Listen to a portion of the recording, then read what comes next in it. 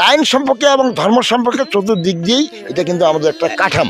এই জন্য সাধু ভাই বলতেছি কি, কতই জন্মে কতই মরে নির্ণয় নাহি জানি, জননী রমণী হয় রমণী জননী, পুত্র হয় পিতা হয় পিতা হয় পুত্র, অদ্ভুত ঈশ্বরনীলা কর্ম মাত্র শুধু, পথিক ও সহিত যেমন পথে পরিচয়, সেই রকম দিন কটা থাকি একসাথে, কোথায় ছিলাম পূর্বে আবার কোথায় চলে যাব, কে বুঝে ঈশ্বরনীলা কাহারে কইব, কুম্ভকারের চক্র যেমন দিবানিশি ভমে, সেই রকম হয় জানো হয় বান্ধব সময় ভাস করে গতগতি দিন হলো কয়, আর সংসার যাতনাতে হায় চৈতন্য হারায়। যার জন্য এখানে বলেছে যে এখানে ঈশ্বরের কৃপালে হয়তো যার সেই ঈশ্বর তথ্য বুঝি পারে। আজ একটা সম্পূর্ণ নতুন ভিডিও নিয়ে আপনাদের মাঝে উপস্থিত হয়েছি। আজকে আমাদের আলোচনার বিষয় হচ্ছে বিবাহ। বিবাহ হচ্ছে একটা সামাজিক সম্পর্ক, সেটা অনেক পূর্বপুরুষ থেকেই চলে আসতেছে। বিবাহ একটা চিরন্তন সত্য সম্পর্ক। এই বিবাহের ক্ষেত্রেই একজন নারী একজন পুরুষ সংসার ধর্ম পালন করে। আসলে আমাদের সনাতন ধর্ম মতে বিবাহ হচ্ছে সামাজিক বন্ধন। আর বিবাহ ক্ষেত্রে সনাতন ধর্ম মতে আমাদের সাত পাকে আবদ্ধ হতে হয়। এই 7 পাকে কেন আবদ্ধ হতে হয় আর এই বিষয়ে আমরা আলোচনা করব। আর এই বিষয়ে আপনারাও জানতে পারবেন আসলে বিবাহ ক্ষেত্রে 7 পাকে কেন আবদ্ধ হতে হয়। আমাদের আলোচনার বিষয় হচ্ছে এটাই।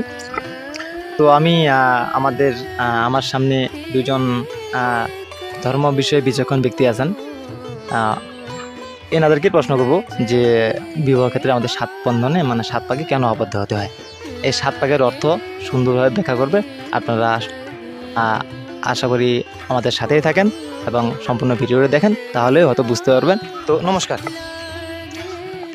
হয়তো বুঝতে পারলেন যে আসলে আপনাদের কী প্রশ্ন করা হবে।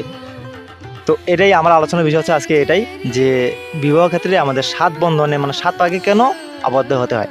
আর বিবাহ নিমন্ত্রণ কার্ডেও লেখা থাকে যে একজন তরুণ তরুণী 7 পাকে বিবাহ বন্ধনে আবদ্ধ হতে চলেছে, আপনারা ধান দুর্বা দিয়ে তাদেরকে আশীর্বাদ করুন। তো আসলে এটাই বলেন যে 7 পাকে কেন আবদ্ধ হতে হয়। সুন্দর কথা বলেছেন আমাদেরকে কৃষ্ণচন্দ্র বাবু। হরে কৃষ্ণ।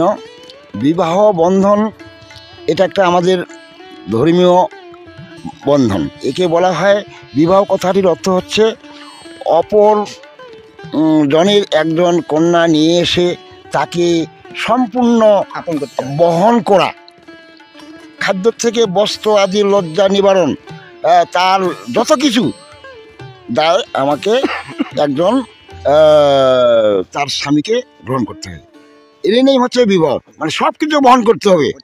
এবং আমাদেরকে যে 7 পাকে বিবাহ বন্ধনে আবদ্ধ হচ্ছে, সেটা আমাদের শাস্ত্র অনুযায়ী সেটা নিয়ম আছে। আদিম যুগে আমরা শুনেছি সেটা, যেমন সৃষ্টির প্রারম্ভে সৃষ্টির প্রথম হইল একজন নারী ছাড়া একজন পুরুষ ছাড়া এই সংসারে কোনো সৃষ্টি হয় না।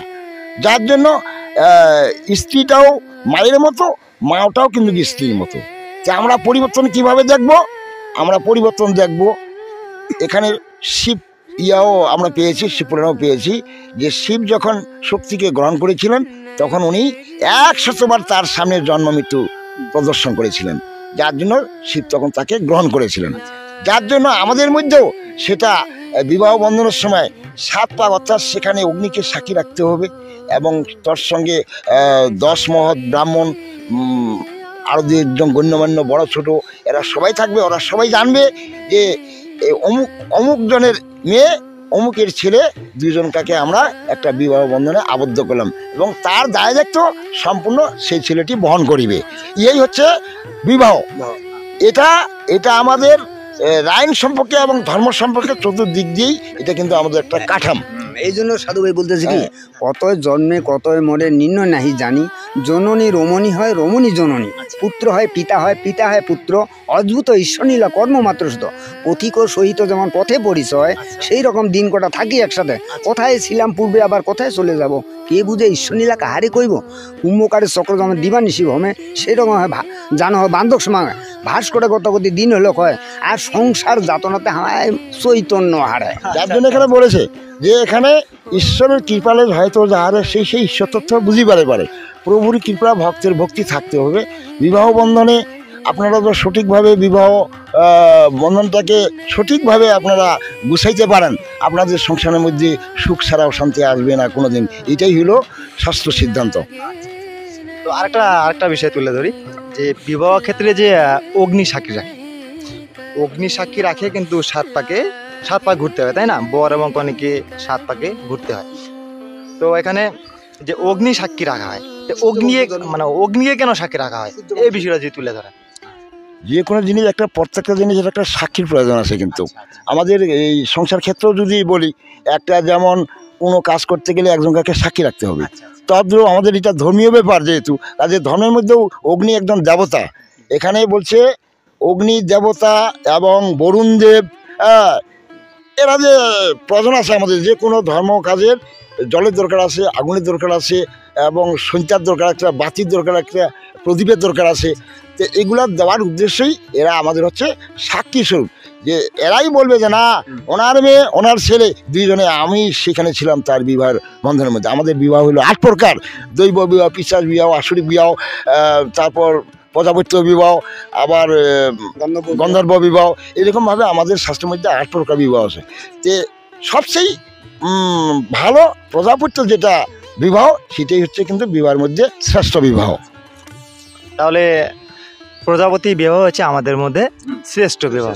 তো দর্শক বন্ধুরা, আপনারা শুনলেন যে আসলে বিবাহ বন্ধনে আমরা সাত পাকে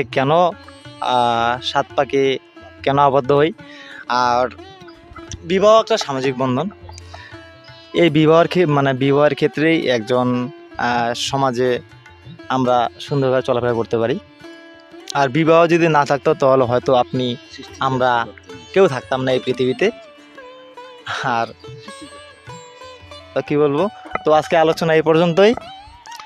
আশা করি এই কথাগুলোর মাধ্যমে এই আলোচনার মাধ্যমে আপনারা বুঝতে পারলেন যে বিবাহ ক্ষেত্রে আমরা সাত পাকে কেন বন্ধনে আবদ্ধ হই। তো আজ এই পর্যন্তই। আশা করি আপনাদের এই ভিডিওটি ভালো লাগবে।